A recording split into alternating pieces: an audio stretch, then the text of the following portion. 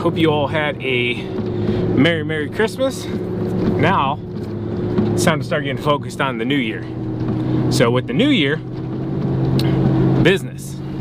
And right now, guys, gals, you should be focusing on how you can absolutely crush 2024 and planning, getting all your advertising, getting your website built, getting all of your marketing, everything, okay?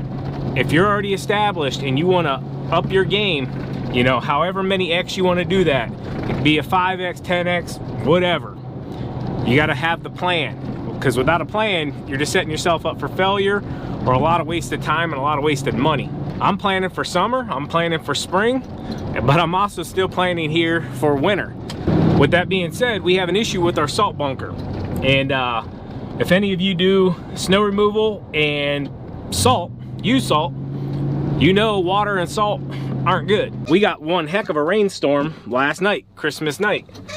I will say the pond, I haven't did a pond update. I'm gonna have to strap my boots on and get over there and show you guys. We have went way up. Anyways, I know this salt bin is going to be extremely wet because the last storm we got, I came here during the storm and it was pouring through the walls. So yeah, it's wet. Is we're just gonna go from the top. We're not gonna scoop all the way down into that little bit of water, but we're gonna stay up top. But as you can see, just from that rainstorm last night, it's bleeding in. So I think all of the above. It's coming off the tarp, hitting the walls, coming in. It's also coming off of this dirt, and it's running in where it can get in. So, you know, water is, you know, an opportunist. It's gonna take the path of least resistance. So what we're gonna actually do is we're gonna take this dirt back out. I'm gonna have Andy come back in. We're gonna remove it. We're gonna sheet it in plastic all the way up, probably even run it up underneath the hoop there. We'll wrap it in, so then when it comes down to hoop, it'll run down to plastic and then shear away. And then we're also going to put in a, like a French drain almost, with a tube and a sock that'll help filter it out some. And then what we're gonna do is run it right on around, and we're gonna run it on down. So I know some of you were worried about where the runoff was gonna go. I'm not worried about it going into the pond, because eventually when we do end up either putting fish or whatever in there, at that point I will have this all routed on down to the creek line, and then it'll go on out into, you know, the underground tiles that go out through all the fields. Shouldn't really affect anything whatsoever. So I know what I need here measurement wise, because we're 20 by 30, so I can do those numbers real quick in my head. And then the sheeting on the walls, we're gonna have to go just pick that up. I might see if TQ can place an online order. Hey, an arm update for some of you. Feeling a lot better right now. I've been steady. I went through my steroids. Felt like junk on those, I won't lie. Kind of like all through Christmas leading up to it. But it is what it is. I got through that 7 days worth, and then feeling better. Been doing some stretches and just staying on top of things. I'm gonna take my socks and stuff off because I left my boots out here and I know they're wet. So it's gonna be cold. Oh gosh.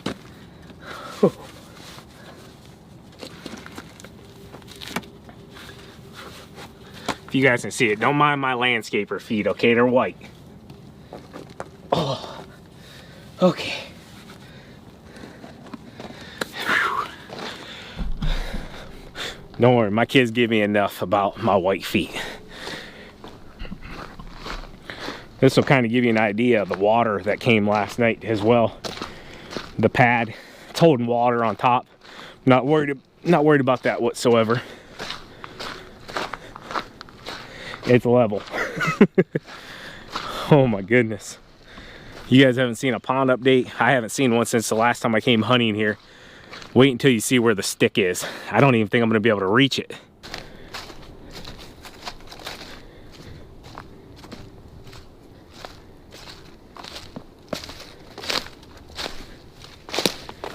Might need to bring me a new stick.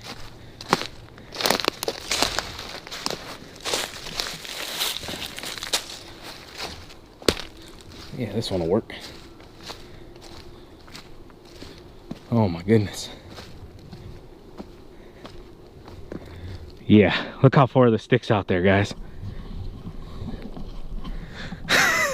So I was literally walking right up to that edge before when I put that stick. That was the final day of the dig for the ditch line. My goodness. Yeah, there's no way I'm gonna be able to reach it. Look at that.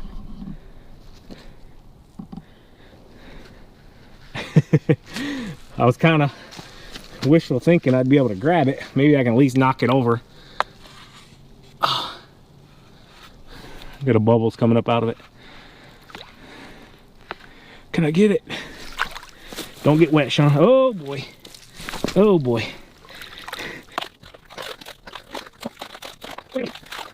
Did I get it? Nope. Hey, I got my stick back. Yes. All right, get out of here, loser stick.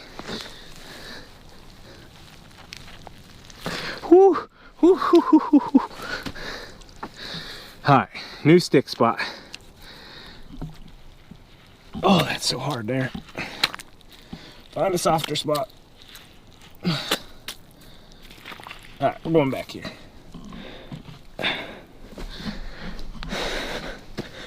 All right, new stick spot.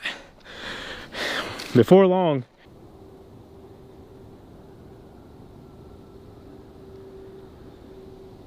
so I'm going to give you guys some resources that you can use to help get your business ready and prepared to tackle the 2024 lawn care landscaping season, or any business. So anyways, first and foremost, you're going to need a website, guys. You're going to need a good website, something you can compete in your area with your SEO, your search engine optimization, and be able to tackle that using your hashtags and connecting your business to all of the work that you're doing through hashtags. Now you know you need a website, so you're going to need a website builder, and there is a lot of bad ones out there, guys and gals. I'm not targeting anybody specifically, but trust me, we've used a lot of bad ones over the years and wasted a ton of money. So what we now use is Mike Andy's company. It's called Lawn Care Web Design. We're not affiliated. Mike's my buddy. I help him out whenever I can, and they help us out with whatever they can, and that's just how it is. So I'm not being paid or sponsored in any single way to say that. I'm telling you simply to use Lawn Care Web Design because they do a really, really great job. His team does a phenomenal job getting you ranked right there on the first page. So don't be afraid as well to update your website, guys. Number one thing I see and I hate whenever I'm searching a business is I go on there and it says like it hasn't been updated since 2019, or all the content is like irrelevant. You know, it'll be 2020, 2021, 2016, and it's just like, man, nobody's staying on top of this for their business, and the world's evolving and moving on. There's a lot better now. So make sure you're updating your website as well. So Lawn Care Web Design is a great one. I'll put the link down in the description. Like I said, there's no affiliate for that one. Another good one can be using bandit signs, guys. Bandit signs work phenomenal if you want to target a specific area or a niche service that you offer, like leaf removal or snow removal, something like that. So bandit signs are basically the throwaway signs, I call them, okay? Yes, they are going to get stolen by your competition. Yes, they are going to get destroyed by snow plows or high winds, something like that. But they're literally so cheap, guys. It's pretty much your cheapest form of marketing to hit a broad audience. Now, before you go ordering those, make sure you're allowed to put them up in your area, your city, your township, your state. Make sure you do your research to see if you're allowed to put bandit signs up, because some areas, like my area specifically here, I can put them up in certain little cities, certain little townships. But if I go a little bit north and put them up, the township will literally come right behind me the next day and take every single one of them. So you will think you're getting them stolen, and in reality, the township's just taking them down. They don't want that stuff around. So bandit signs work absolutely great. A mistake I will say that I see people doing is leaving their bandit signs out indefinitely, and then they look like trash. They make the company look bad, and it becomes littering at that point. Don't become a litterer, especially with your business logo on it and your phone number on it. Don't ever do it in general, but you sure as heck don't want to be putting that image out there of your business. So I recommend, hey, if it's going to be springtime, go out there the end of March and write on your signs as well, hey, I'm going to leave this sign up until this date and then I'll pick them all up. That lets anybody know that's coming out that, hey, this sign has not been here very long. I put it out there, we'll say 3rd month, 1st day, we're gonna pick it up the 4th month, 1st day, just an example. Once you pick that sign up, if it's in really bad shape, go ahead and discard it, okay? If somebody steals one, they're a few bucks, they're very cheap. Make sure you get the little metal hangers with them as well that you can stick in the ground, the little metal stakes. That'll save you some as well. So what else can you do to market? Facebook, Instagram, YouTube, all of the above, any of the social media platforms, guys, you can go on there now and you can run ads and target them specifically to your area, okay? You don't have to, like back in the day, come on and be like, hey, I want to run an ad for Spencer Lawn Care and I got to shoot it out to the whole state of Ohio. Now it's very, very targeted. You can literally hone it into a mileage that you want to service in your area. Route density is a thing, and there's a reason a lot of people talk about it. It's because it is extremely important. You need to be as profitable as possible, and you're not making money if you're driving in your truck too far like I am right at this very moment. Doing great, babe. Try not to hit nobody's car. If you hit that one, it's okay. No, it's not.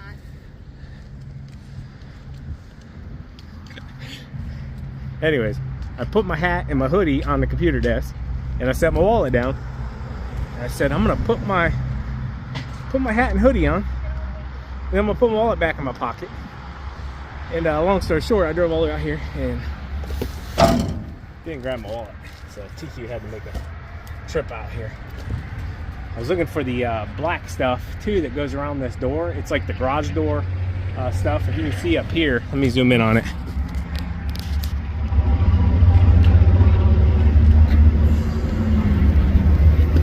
See those gaps there? Right there, I'm getting some water into the bed, the box here. So I need to get that taken care of, but they didn't have black. I believe it's the same stuff as they put around garage doors. So we'll look somewhere else. I might have to just order a couple pieces. You made it. I made it. I dropped it once. You only dropped it once? Yeah.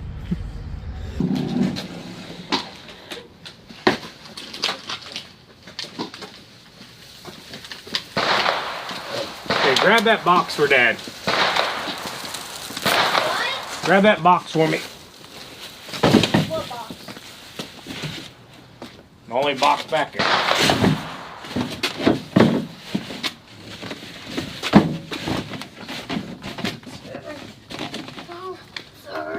13. You got it, bro? What are you struggling for? You act like that plastic's so heavy.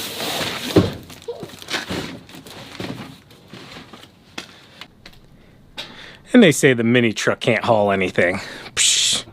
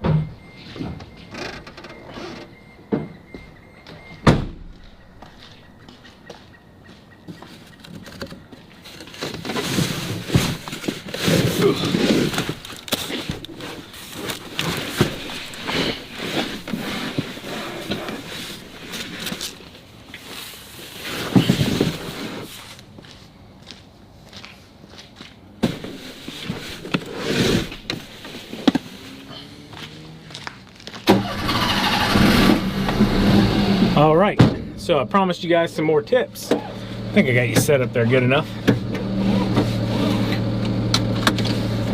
So, Go into the season, guys, with a plan. What kind of accounts you want to tackle? Do you want to do commercial? Do you want to do, whoa, forgot to tighten you guys down, hold up. All right, I think we're tight now.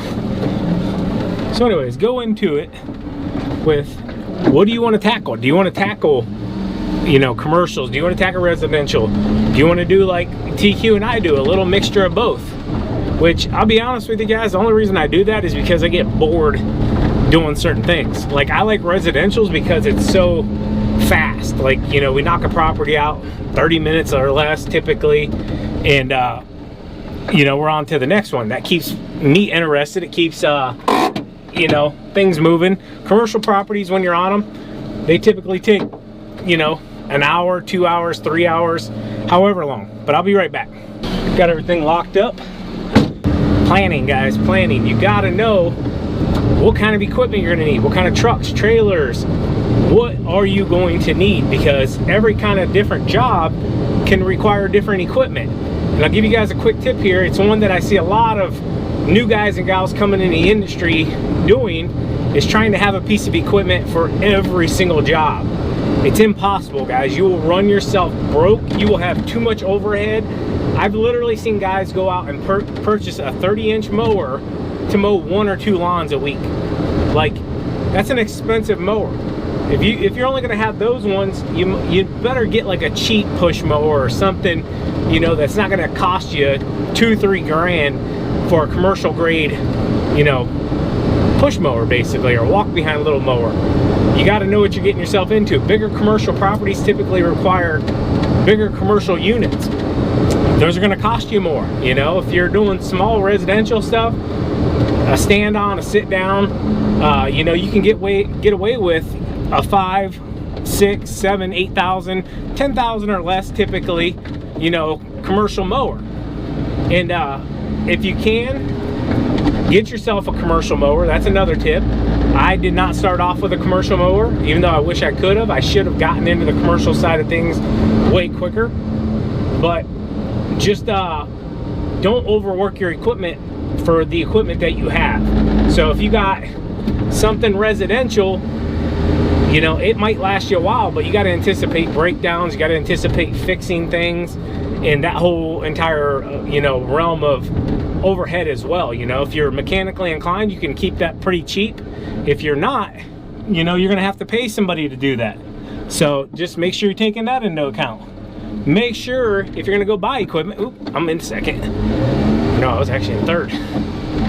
If you're going to buy equipment, make sure you do your research before you go get a dealership, go into a dealership, and make sure you don't buy a mower, no matter what the brand is, at a bad dealership, because there's bad dealerships out there, unfortunately, and all they're looking to do is make a quick sell, and that's going to be that. Now there's a lot of good dealerships as well. You guys know we use Schlabach engines in Apple Creek, Ohio. That's our dealership. They are absolutely amazing, and you know, if you can't find one, I'm sure they can get you whatever you need. They can get parts ordered. If you buy Toro, you can get Toro sent right to your house as well. And anyways, trying to stay on topic here, you know, just have a plan, guys. Write everything down, get rid of everything you don't want or need, and go after it. So yeah, just a few tips there. Those by no means are all the tips that I could sit here and give you guys. We could sit here for hours and hours and hours, and I could talk for hours and hours and hours on this, but this is just a little bit to get you going and started off in the right direction. Make sure you figure out what you want to do. If you want to be an LLC, sole proprietor, you know, there's tons of different things. Look into what option fits you best. Get yourself an EIN, an employee identification number. You can also use your social security number to start off with a bank account. Get yourself some good insurance. Make sure you're being truthful with your insurance, with what you want to do, and make sure you don't do something that you're not supposed to be doing. For example, if you tell your insurance you're going to do lawn care, don't be out there cutting trees down and stuff like that. You can get yourself into a whole heap of trouble. Double crossed by the law, and there's nobody to run to. You don't know, that was an old school song. Anyways, Bone Thugs and Harmony. drop some comments as well of what you guys and gals, you know, have learned and picked up on starting your businesses, because that's what this lawn care green industry community is a group of individuals that, you know, we're just trying to better ourselves and have a better life and provide for our families. And, you know, some of us do social media, some of us don't, but at the end of the day, you know, we all still are cutting grass and doing landscaping and mulch jobs and all that kind of fun stuff. So love you guys. See you back here tomorrow. As always, keep mowing, keep growing, keep making money, boys. We'll talk to you later. TQ out. Peace. Bye-bye.